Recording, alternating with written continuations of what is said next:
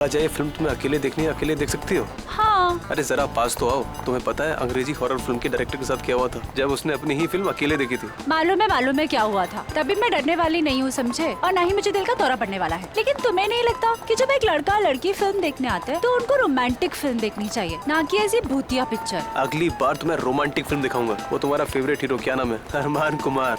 खुश? हाँ खुश। जल्दी करो। वैसे भी ना, हॉरर हो या रोमांटिक हो, लेकिन पैसे तो वसूल होने चाहिए। सही बात है।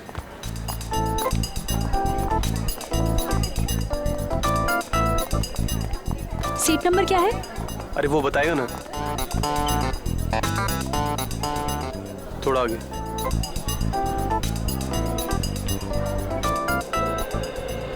चेतावनी, आतंकवाद से लड़ने में हमें सहयोग दें। किसी भी भीड़ भाड़ वाली जगह पर अगर कोई लावारिस पड़ी चीज दिखे तो तुरंत हमें सूचित करें। वो लावारिस पड़ा वाहन या बैग एक बॉम्ब भी हो सकता है। फिल्म का आनंद लेने से पहले अपनी सीट के नीचे जरूर चेक करें। हमारी थोड़ी सी समझदारी बड़े हादसों को टाल सकती है। धन्यवाद। शगुन, तुम्हारी सीट के नीचे बम तो नहीं है? मोहन, तुम्हारे मजाक भी ना बिल्कुल तुम्हारी तरह बोरिंग हो गए हैं। अरे मैं तो अच्छे नागरिक का फर्ज निभाने की बात कर रहा था। तुम्हें नहीं देखना तो मत देखो, मैं देख लेता हूँ। शगुन, तुम्हारी सीट के नीचे बैग है। मोहे, तुम्हें लगता है तुम इतनी आसानी से मुझे उल्लू बना सकते हो? तुम्हारे सर की कसम, नीचे बैग है। सच में? हाँ, देखो ना। Oh my God, नीचे तो सचमुच में बैग है। कहीं इसमें बम तो नहीं है? हो सकता है, कुछ भी हो सकता है। अब क्या करें?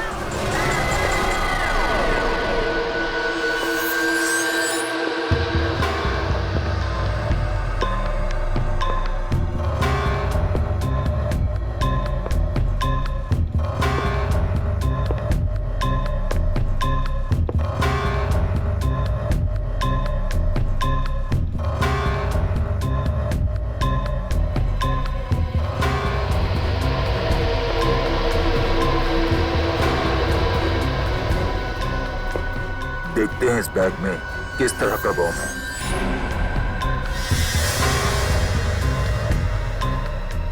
अरे इस बैग में तो बम नहीं है, तो फिर क्या है? एक मिनट देखते हैं।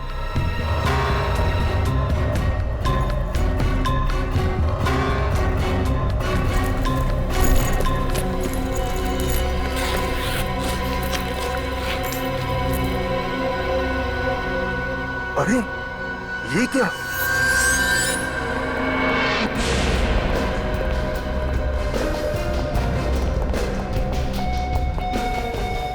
सर, इसी बैग में कटा हुआ हाथ है।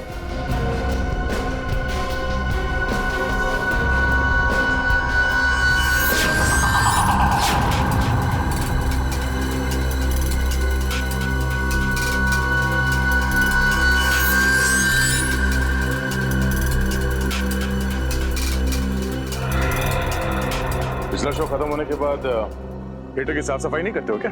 करवाया था सर, पर उस वक्त ये बैग यहाँ नहीं था। शायद शो शुरू होने से कुछ ही मिनटों पहले किसी ने रख दिया। किसी ने लाश को पहले काटा है, छोटे छोटे टुकड़े किए हैं और अब वो उन टुकड़ों को ठिकाने लगा रहा है। इस हाथ को यहाँ पे रखा है। शायद शरीर का बाकी सब यहीं कहीं होगा। जरा चेक करना।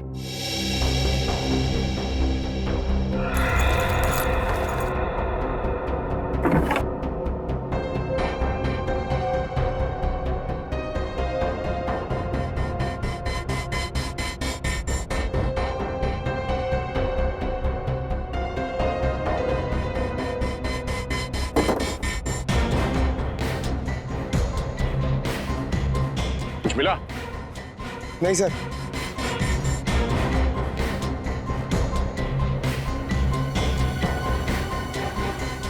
एक बात बताइए सर, ये सिनेमा हॉल अजीब जगह नहीं लगती आपको हाथ छुपाने के लिए? हाँ सर, अक्सर खूनी जंगलों में या ऐसी कोई सुनसान जगह पर लाश को ठिकाने लगाते हैं। ये सिनेमा हॉल की सीट के नीचे। पता नहीं इस खूनी के दिमाग में क्या चल रहा है। ये हाथ तुम लोगों को कुछ अजीब नहीं लगा? अजीब क्या सर? ये देखो, हाथ को काटने के बाद भी कहीं पे भी खून का कोई निशान नहीं है। ऐसा लगता है कि खूनी ने हाथ काटने के बाद एकदम साफ कर दिया इसे। हाँ सर, हाथ को इतने अच्छे से साफ किया कि खून की एक बूंद भी नहीं दिख रही है। हाँ, ये चक्कर कुछ और ही लगता है। हाथ पे कहीं पे भी कोई सूजन नहीं है, न ही लाल पड़ने का कोई निशान है। मैनेजर साहब, कोई आपके थिएटर में बैग लेके आता है तो उसकी कोई चेकिंग नहीं होती? होती है सर, पर पता नहीं सिक्योरिटी ने इतनी बड़ी गलती कैसे कर दी। गलती? एक आदमी का कटा हुआ हाथ थिएटर के अंदर लाया गया है और आप उसे गलती कह रहे हैं? हाँ? आपके थिएटर के बाहर सीसीटीवी कैमरा लगा हुआ है? जी सर। सर ये देखिए, ये शो शुरू होने से पहले थिएटर के बाहर का फुटेज दिखाना था। जी सर, दिखाता हूँ।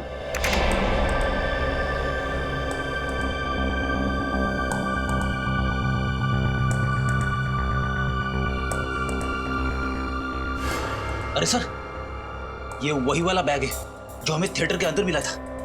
ये है वो आदमी जो कटा हुआ हाथ थिएटर के अंदर छोड़ के गया। तो एक काम करना, ये आदमी थिएटर से कितने बजे बाहर निकला वो दिखाओ।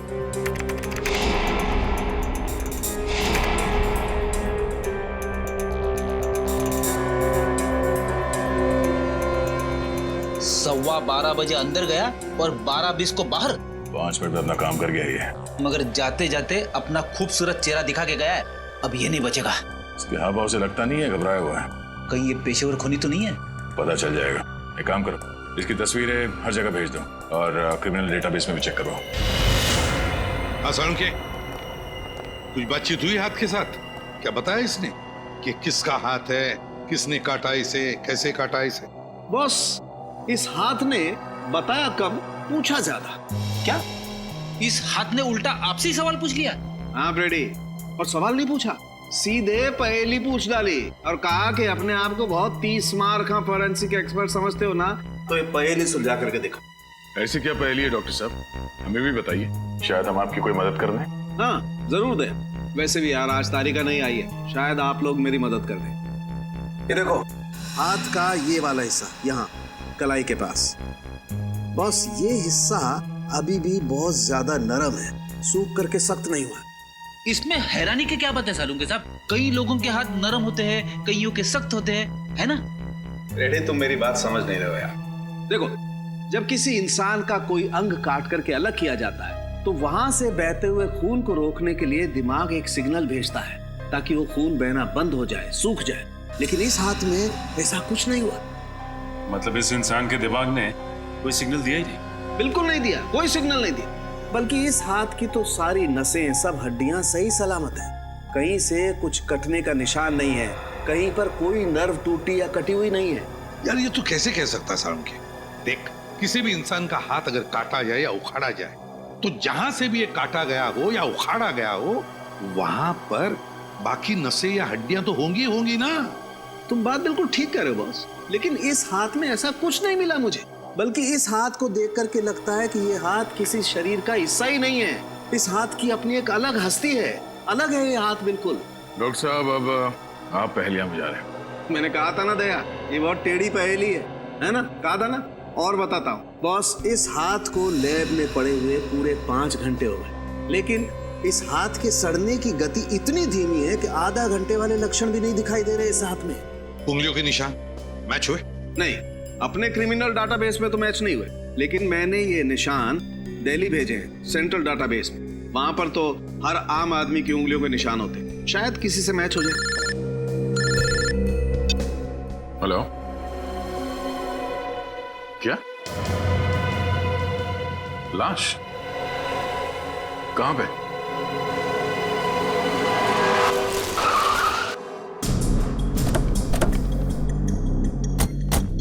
यही जगह बताई थी ना उस आदमी ने? हाँ सर, लेकिन यहाँ आसपास कोई दिखाई नहीं दे रहा है। कमाल है, जिस आदमी ने फोन किया खुद ही गायब है। सर कहीं उसी ने तो फोन नहीं किया? वो तो सकता है।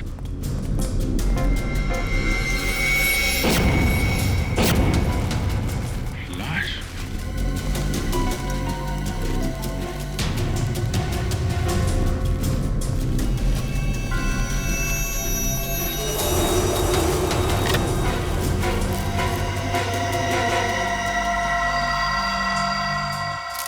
ये तो वही आदमी है जो सिनेमा हॉल में बैग में कटा हुआ हाथ रखने गया था। सर अभी तक हम सोच रहे थे इसने किसी का खून कर दिया, लेकिन यहाँ पे तो किसी ने इसे ही मार दिया। साथ को मारा है, पता नहीं क्या चल रहा था इस आदमी के दिमाग में। सिनेमा हॉल में कटा हुआ हाथ रखने गया और यहाँ पे खुद शिकार हो गया। सर हो सकता है इसने हाथ काटा ही ना हो और इस जुर्म में इसका कोई संबंध भी नहीं है?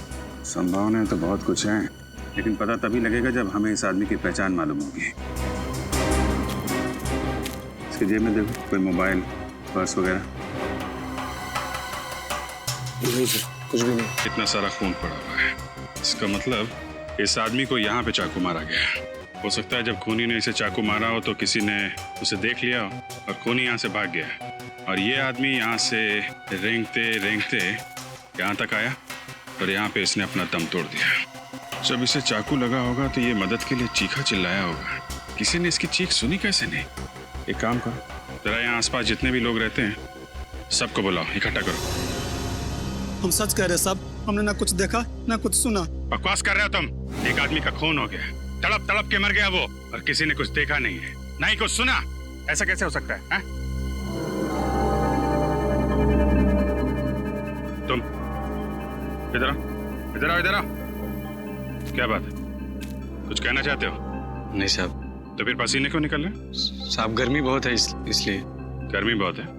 बारिश हो चुकी है, मौसम ठंडा है और तुम्हें पसीना निकल रहा है। देखो, जो कुछ जानते हो चुपचाप बता दो। तुम्हें फोन किया था ना?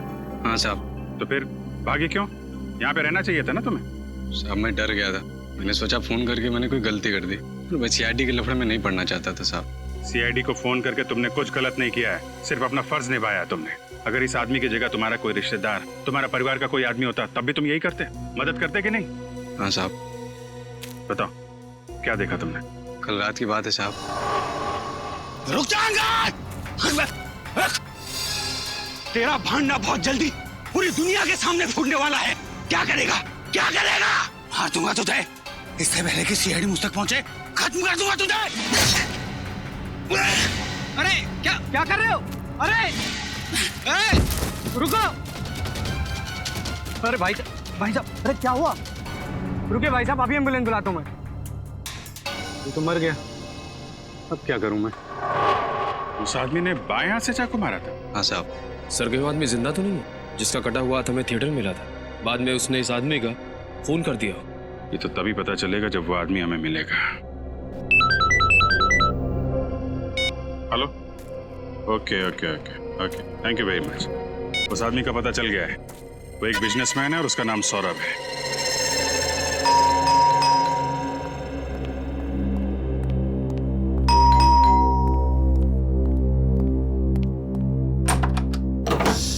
जी कहिए, किससे मिलना है आप लोगों को? सौरभ जी का घर यही है ना? जी हाँ। सुनील कौन है? मैडम ये लोग सीआईडी से। सीआईडी से? जी देखिए, हमें एक आदमी का कटा हुआ हाथ मिला है। क्या? कटा हुआ हाथ? जी, और वो हाथ आपके पति सौरभ का है। ये क्या कह रहे हैं आप? आपको जरूर कोई गलतफहमी हुई है। नहीं मैम, हमें कोई गलतफहमी नहीं हुई। उस कटे हुए हाथ के उंगलियों के निशान आपके पति सौरभ के उंगलियों के निशान के साथ मैच होते हैं। ये कैसे हो सकता है? एक मिनट रुकिए, मैं सौरभ को बुलाती हूँ। सौरभ! क्या हुआ रीमा? ये सीआईडी वाले हैं। सीआईडी? और इनका कहना है कि इन्हें एक कटा हुआ हाथ मिला है जिसपे आपकी उंगलियों के निशान हैं। What nonsense! मेरे हाथों को कुछ नहीं हुआ, आप देख सकते हैं। सर ऐसा कैसे हो सकता है? हमें जो कटा हुआ हाथ मिला था उसके उंगलियों के निशान और इनके हाथों के उंगलियों के निशान मैच कैसे हो सकते हैं? वही तो, दो अलग अलग लोगों के उंगलियों के निशान एक जैसे कैसे हो सकते हैं? ये आप लोग क्या कह रहे हैं? मेरी कुछ समझ में नहीं आ रहा। सौरभ जी, आप प्लीज हमारे साथ हमारे सीआईडी के फोरेंसिक लैब चलिए, हम आपकी उंगलियों के निशान चेक करना चाहते हैं। अजीब मुसीबत है, आप देख सकते हैं कि मेरे हाथों को कुछ नहीं हुआ, फिर मेरे फिंगरप्रिंट्स लेने का क्या मतलब? फिर भी प्लीज आप हमारी मदद कीजिए, हम ये पता लगाना चाहते हैं कि वो कटा हुआ हाथ है किसका और उसकी उंगलियों के निशान आपकी उंगलियों के निशान के साथ कैसे मैच होते हैं, क्यों मैच होते हैं। और कितना वक्त लगेगा? 2 मिनट, अभी डीएनए रिपोर्ट आ रही है। प्लीज थोड़ा जल्दी कीजिए, मेरी एक बहुत ही जरूरी मीटिंग है। हांगकांग से कोई डेलीगेट्स आए हैं, आप तो जानते हैं वो लोग टाइम के कितने पक्के हैं। सौरभ जी, आप चिंता मत कीजिए, आप अपनी मीटिंग के लिए सही वक्त पर पहुंच जाएंगे, समझे? सिर्फ इतना बताइए, क्या आप इस आदमी को जानते हैं? नहीं सर, कौन है ये आदमी? ये वही आदमी है जिसने ये कटा हुआ हाथ थिएटर में छोड़ दिया था। Oh my God! क्या हुआ सोलंकी? बॉस, ये डीएनए रिपोर्ट का मेल आ गया है। आप इसके लिए चौंके क्योंकि आपको पता चल गया कि ये हाथ मेरा नहीं है, करेक्ट? भाई साहब, मैं इसलिए चौंका कि मुझे पता चल गया कि ये हाथ है तो आप ही का। क्या? और सिर्फ वो हाथ ही नहीं, इसके फिंगरप्रिंट्स और उसकी डीएनए रिपोर्ट, ये भी आप ही से मैच करती है। क्या? ये आप क्या कह रहे हैं? देखिए, मेरे दोनों हाथ सही सलामत है। ये देखिए, आपके सामने है। इनमें से कोई भी हाथ आपको नकली लग रहा है? नहीं, मानता हूं, मैं मानता हूं कि ये दोनों हाथ आपके सही सलामत हैं, ये दोनों हाथ नकली नहीं है। लेकिन जैसे ये बात सही है, वैसे ही वो भी बात सही है कि वो जो हाथ है वो भी आप ही का है। इसका मतलब मेरे 3-3 हाथ हुए। देखिए, मेरे पास आपकी बातों के लिए टाइम नहीं है। प्लीज, मुझे देर हो रही है अपनी मीटिंग के लिए, सो प्लीज एक्सक्यूज मी। क्या मैं जा सकता हूं? आप जा सकते हैं, लेकिन अगर जरूरत पड़े तो हम आपको फिर से बुला लेंगे, ठीक है? ठीक है, जाइए। Thank you. डॉक्टर साहब, अब ये क्या चक्कर है? किसी इंसान के 6 उंगलियां होती हैं, ये तो हमने देखा है, पर किसी इंसान के 3-3 हाथ? हाँ यार दया, बात मेरे भी समझ में नहीं आ रही कि आखिर ये चक्कर क्या है। लेकिन डीएनए की रिपोर्ट तो गलत नहीं हो सकती। बॉस, ये हाथ तो इसी सौरभ का है। अब कैसे है ये नहीं पता चल पाया। यार दिमाग खराब कर देता है तू साउंड के यार। तेरे पास इस उम्मीद से आता है कि तू कोई तो सुराग देगा जिसकी वजह से हम केस को आगे ले जा सकते, लेकिन नहीं, दिमाग घुमाने के अलावा और कुछ करता ही नहीं है तू। अरे बाबा, नाराज क्यों होते हो? देता हूँ, सुराग भी देता हूँ, और इस बार ऐसा सुराग दूंगा कि तुम मुझे मोतीचूर के लड्डू खिलाओगे। बोलो, एक मिनट।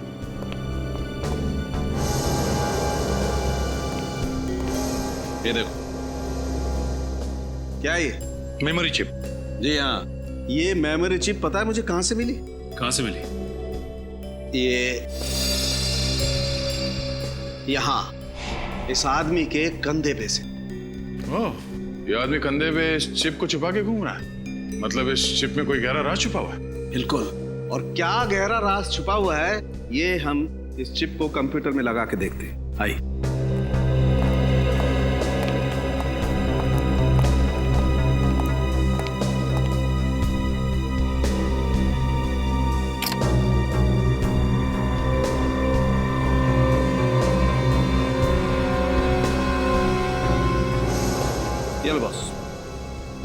जतिन कुमार, हेमंत, दिव्येंदु, सुशील, चिराग, ये तो शहर के बड़े बिजनेसमैन हैं।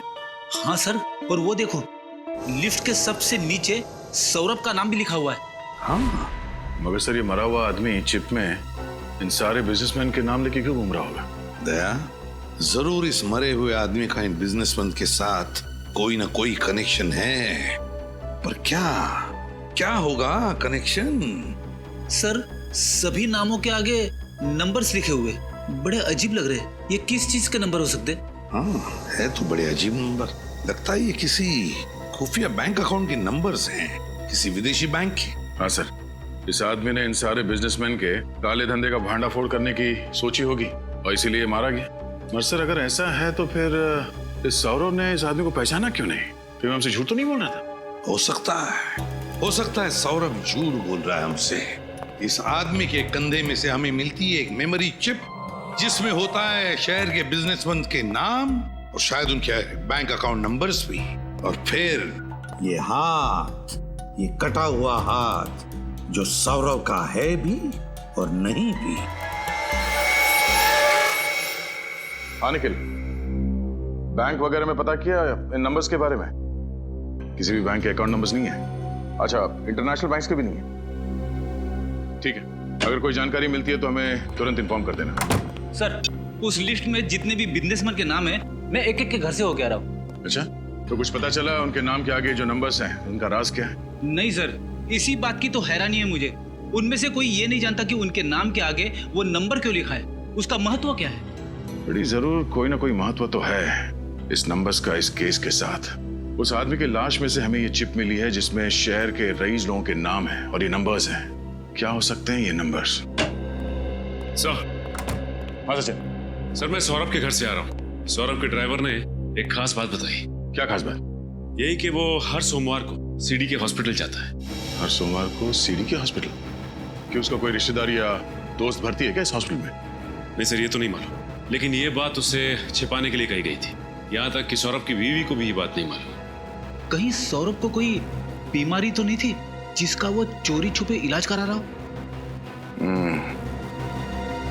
अब ये तो सीडी के हॉस्पिटल जाने के बाद ही पता चलेगा। हाँ ठीक है। डॉक्टर सुमित। जी हाँ, आप लोग कौन? जी हम लोग सीआईडी से। सीआईडी से? जी हाँ सीआईडी। बाहर रिसेप्शन पे पता चला कि बिजनेसमैन सौरभ का इलाज आप ही करते हैं। जी हाँ, लेकिन इस इलाज का सीआईडी से क्या लेना देना? डॉक्टर सुमित, हमें एक लाश मिली है, एक खून हुआ है और खूनी को ढूंढने में हमें आपकी मदद चाहिए। मैं आप लोगों की कैसे मदद कर सकता हूँ? हमारे कुछ सवालों का जवाब देकर। जी पूछिए। आप सौरभ जी का इलाज कर रहे हैं ना?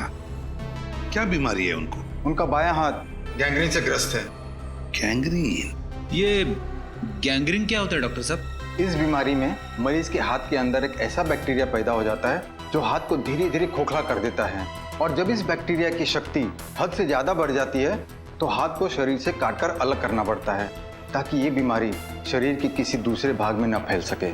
मतलब सौरभ जी की बीमारी इतनी बड़ी नहीं है कि उनका हाथ काटना पड़े, हैं? हाँ, मगर ये बीमारी बहुत तेजी से फैल रही है। अगले 6-8 महीनों में उनका हाथ काटना पड़ेगा। 6-8 महीनों में हाथ काटना पड़ेगा? तो इसीलिए उन्होंने अपने घर वालों से ये बात छुपा के रखी है अपनी बीमारी के बारे में। हाँ, वो नहीं चाहते थे कि बेवजह ये सब जानकर उनके घर वाले परेशान हो। सर, आपके साइन चाहिए थे सर। यार तो फिर आ गया। तुम इंश्योरेंस वाले भी बहुत परेशान करते हो। जितना ऑटोग्राफ किसी एक्टर को नहीं देना पड़ता है उतना सिग्नेचर तुम हम आम आदमी से ले लेते हो। सर, आप कौन से किसी सेलिब्रिटी से कम है? तुम लोगों की वजह से ही मार्केट में मक्खन का भाव बढ़ गया है। एक्सक्यूज मी सर, आप 2 मिनट रुकिए, मैं भी आता हूँ। जी चलो।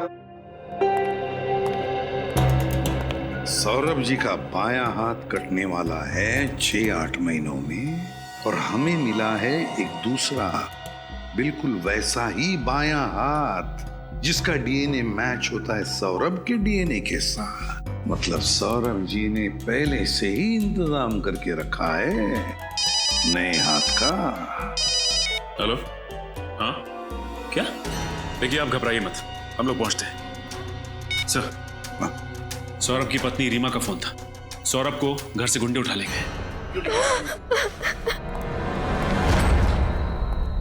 रीमा जी। सर, आप लोगों ने आने में बहुत देर कर दी। वो गुंडे सौरभ को लेके चले गए।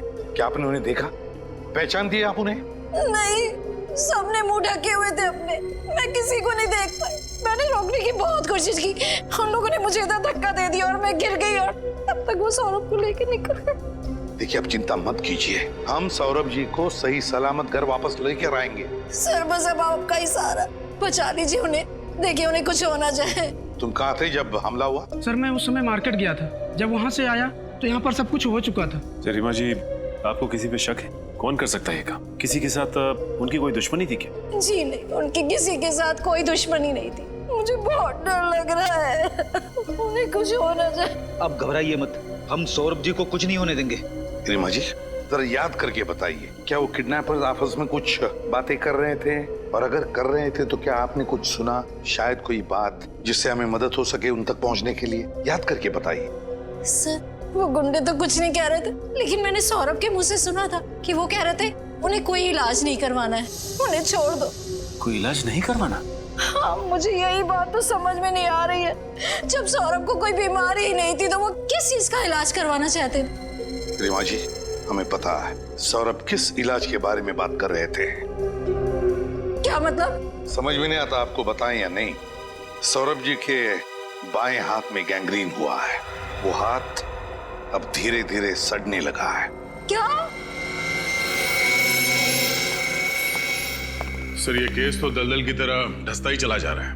जब हम सौरभ के तीसरे हाथ के राज तक पहुंचे तो किसी ने सौरभ को ही अगवा कर लिया। मुझे लगता है सर ये हमें कुछ बता सकता था जिससे खूनी तकलीफ में आ जाता। लो बस, पता चल गया बस। पता चल गया कि ये हाथ इतना धीरे धीरे क्यों सड़ रहा था। क्यों सड़ रहा था सर? बॉस, इस हाथ को एडेन गुडाल नाम के केमिकल में डुबो करके रखा गया था। एडेन गुडाल है क्या ये? बॉस, ये एक ऐसा केमिकल है जो न सिर्फ इंसान की चमड़ी को बल्कि उसके भीतर के अंगों को, उसकी नसों को भी ठीक वैसे ही संभाल करके रखता है जैसा उसे डुबोने के वक्त था। इसका मतलब है डॉक्टर साहब, ये बताना मुश्किल है कि ये हाथ कितने समय से इस केमिकल में रखा गया था? बिल्कुल दया, 6 दिन, 6 हफ्ते, 6 महीने, 6 साल, कुछ भी नहीं कह सकते। कुछ कह नहीं सकते। फिर दिमाग खराब कर दिया यार सारुण की। अरे यार, तेरे पास कोई तो जवाब होना चाहिए ना। है, जवाब है, लेकिन इस बात का जवाब मैं नहीं दूंगा। इस बात का जवाब हमें तातियाना मछली देगी। तातियाना मछली?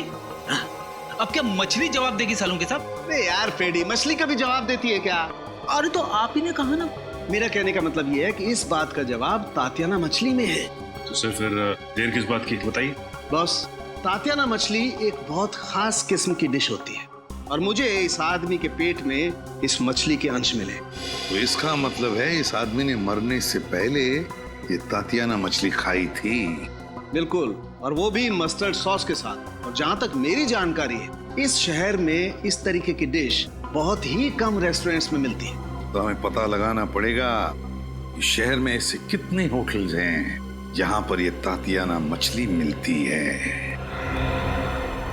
एक्सक्यूज मी, रेस्टोरेंट का मैनेजर कौन है? मैं हूँ। ये आपके यहाँ तातियाना मछली मिलती है क्या? तातियाना मछली? जी जी नहीं, हमारे यहाँ पर पातानो मछली मिलती है। ये आदमी क्या आपकी रेस्टोरेंट में आया था? जी नहीं। Thank you. कुछ पता चला? नहीं सर, कुछ पता नहीं चला। कुछ पता नहीं चला सर। अच्छा, वो सामने रेस्टोरेंट है, उसमें देखते हैं।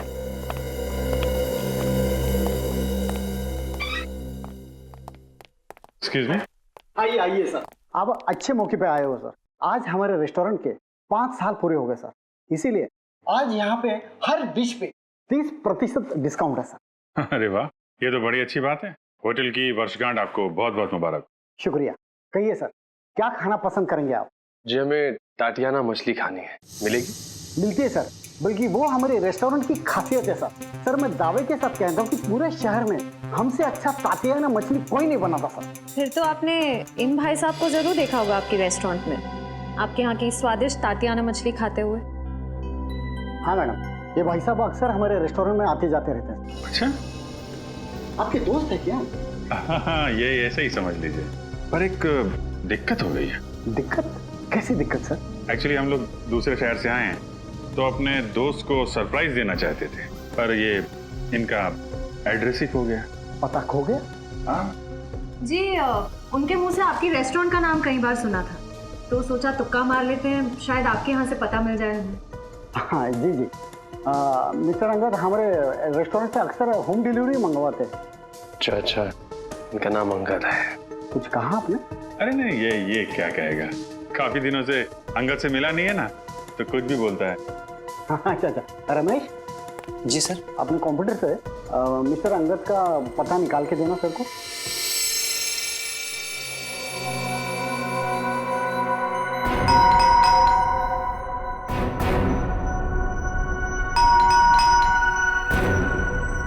दरवाजा खोल ले, खोलो।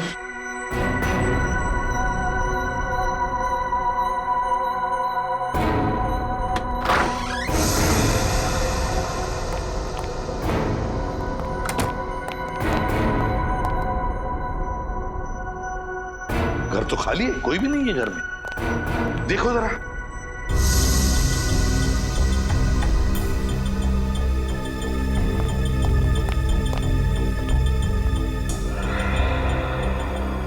ये देखिए सर, यहाँ पे बुक्स पड़ी हुई हैं, और वो भी साइंस की।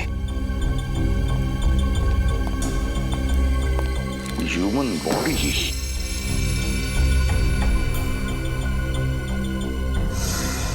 DNA replication standard facts.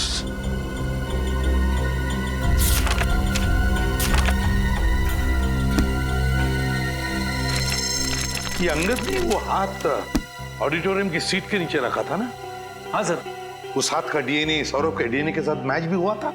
हाँ। तो कहीं ऐसा तो नहीं कि ये अंगद रिसर्च कर रहा था क्लोनिंग पर, शरीर के अंग बनाने पर? हाँ सर, इन सबको देख के तो ऐसे ही लगता है। सचिन, जरूर इस अंगद के खून का राज इस रिसर्च से संबंधित है। कोई ना कोई कनेक्शन जरूर है अंगद के खून का। घर को अच्छी तरह से छान मारो, ढूंढो, कुछ ना कुछ तो सुराग जरूर मिलेगा।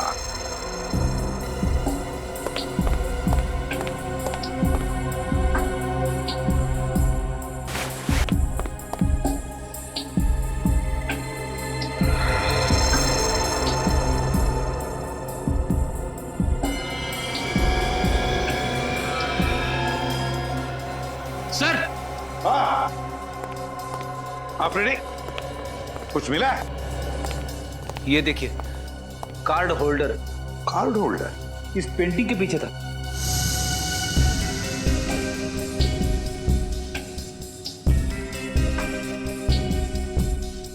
ये मेटल का कार्ड है। ये कोई मामूली कार्ड नहीं लगता। मामूली तो नहीं है फ्रेडी, ये कोई खास कार्ड है, किसी खास चीज का कार्ड, और इसीलिए तो इतना छुपा के रखा है इसे इस पेंटिंग के पीछे।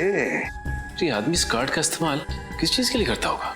कोई तो चीज है इस घर में, शायद कोई अलमारी, कोई दरवाजा, कोई ड्रॉर जो खुलता है इस कार्ड से। ढूंढो घर को अच्छी तरह से, देखो है कोई ऐसी जगह जहां पे एक कार्ड लग सकता है।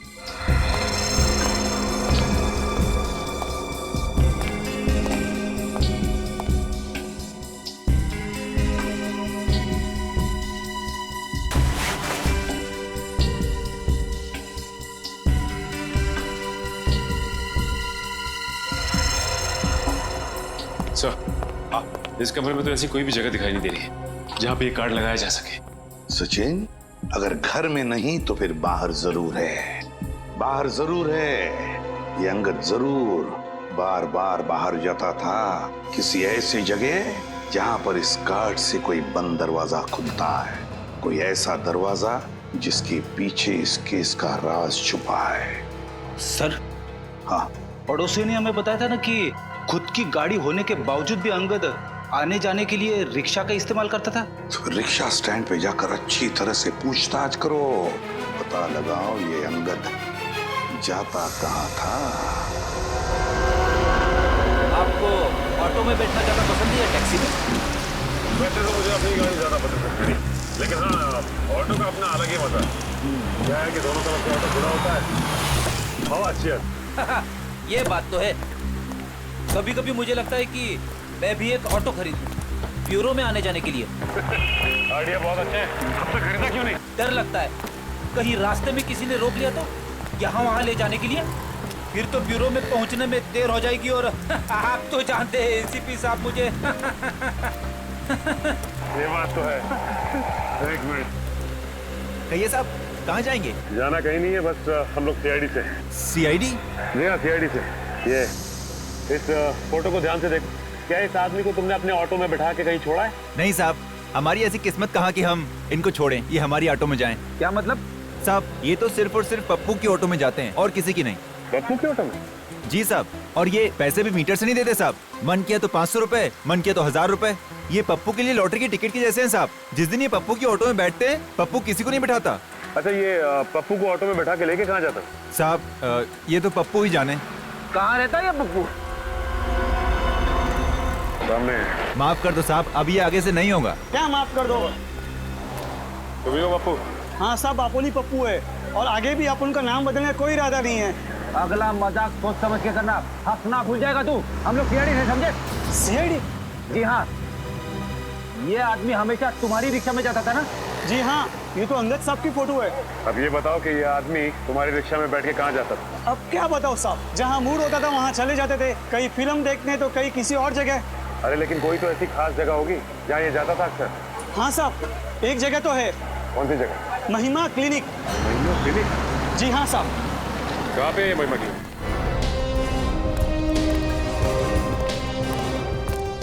सर, ये क्लिनिक है या खंडर? इसे देख के ऐसा लगता है जैसे महीनों से यहाँ पे कोई आया नहीं। ऐसे कैसे हो सकता है सचिन? रिक्शा वाला तो कह रहा था कि अंगद हर रोज यहाँ पे आता है।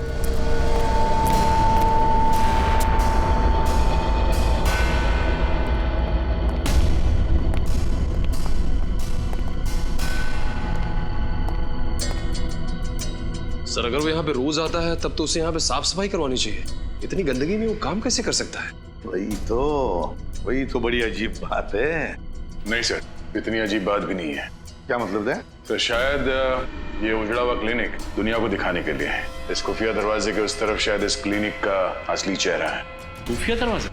हाँ, और ये खुफिया दरवाजा उस मेटल कार्ड से खुलता होगा जो हमें अंगद के घर से मिला था। हाँ, निखिल कार्ड दो। सब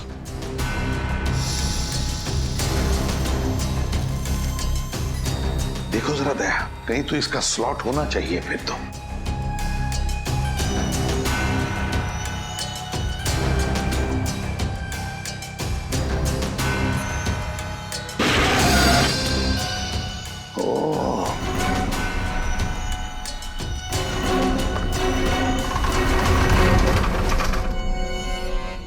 निखिल वो अलमारी ठीक से लगा दो जगह पे। सब क्या है? सर बिल्कुल अलग दिखने वाली इस जगह में इस तरह का लैब बनाया हुआ है। वो कहावत बिल्कुल सही है सर, नेवर जज a book by its cover.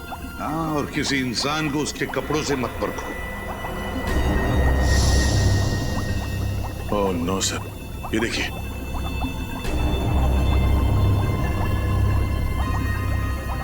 My God, पहले कटा हुआ हाथ, कटी हुई टांग। सिर्फ कटी हुई टांग नहीं सर, शरीर के और भी कई कटे हुए अंग पड़े हैं यहाँ पे। क्या चल रहा है यहाँ पर समझ में नहीं आ रहा।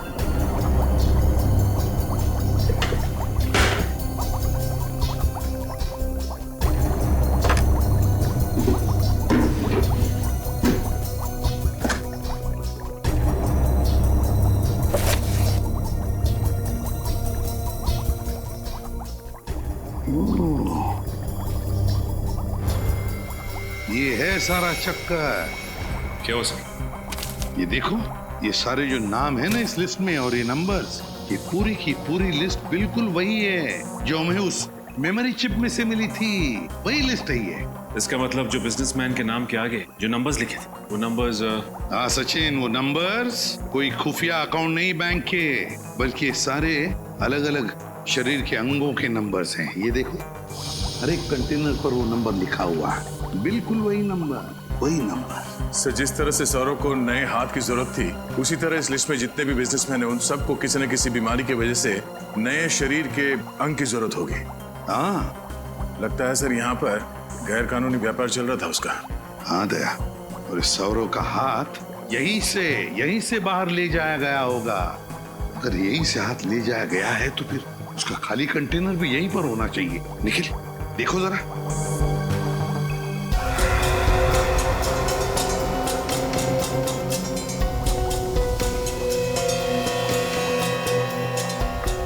सर हाँ, ये रहा वो खाली कंटेनर। ये देखो, लेकिन एक बात समझ में नहीं आ रही है कि अंगद ने वो हाथ ऑडिटोरियम में सीट के नीचे क्यों रखा? एक और दो लाशें।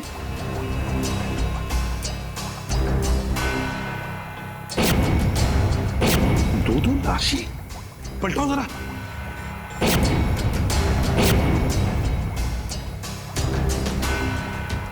अजीब मुसीबत है। सर ये तो सौरभ है। सर लेकिन ये तो अपने लिए हाथ खरीदने आया था, इसे भला कोई क्यों मारेगा? उसी हाथ की वजह से मार डाला है सौरव को, उसी हाथ की वजह से। जो भी ये सब कर रहे हैं ना, वो समझ गए कि सौरव की वजह से हम उन तक पहुंचने वाले हैं।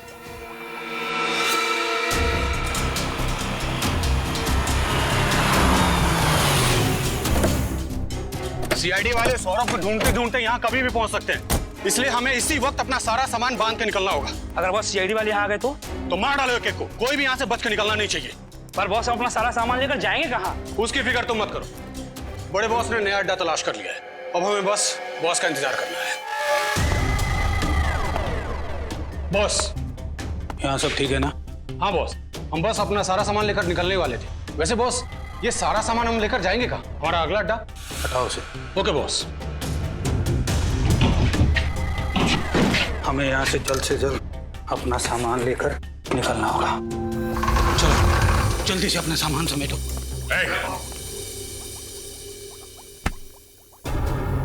अपने पापों का पूरा हिसाब नहीं देगा हमें? है?